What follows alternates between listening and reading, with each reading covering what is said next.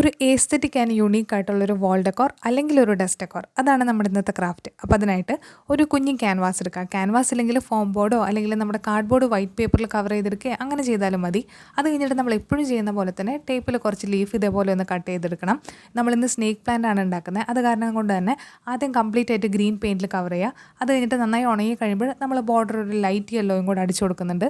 അത് കഴിഞ്ഞിട്ട് നമുക്കിത് വെക്കാൻ ഒരു പോട്ട് വേണ്ടേ, അതിന് വേണ്ടിയിട്ട് കട്ടിയുള്ളൊരു പേപ്പർ എടുക്കുക. ഞാനിവിടെ ഒരു ഡ്രോയിങ് ഷീറ്റ് ആയിട്ട് എടുത്തേക്കുന്നത്.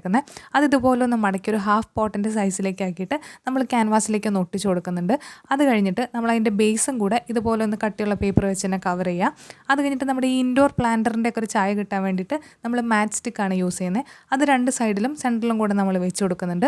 ഇനി ഇതെല്ലാം ഇൻസേർട്ട് ചെയ്യാൻ വേണ്ടിയിട്ട് നമ്മൾ കുറച്ച് ക്ലേയും കൂടെ ഇതിൻ്റെ അകത്തോട്ട് വെച്ച് കൊടുക്കുന്നുണ്ട്, നമ്മുടെ സോഫ്റ്റ് ക്ലേ തന്നെ.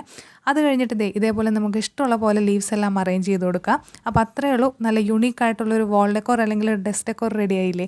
അപ്പോൾ നിങ്ങൾക്കിത് ഇഷ്ടപ്പെട്ട് കഴിഞ്ഞാൽ കമൻറ്റിൽ പറയാം. വീഡിയോ ഇഷ്ടപ്പെട്ടാൽ ലൈക്ക് ചെയ്യുക, ചാനൽ ഒന്ന് സബ്സ്ക്രൈബ് ചെയ്യുക.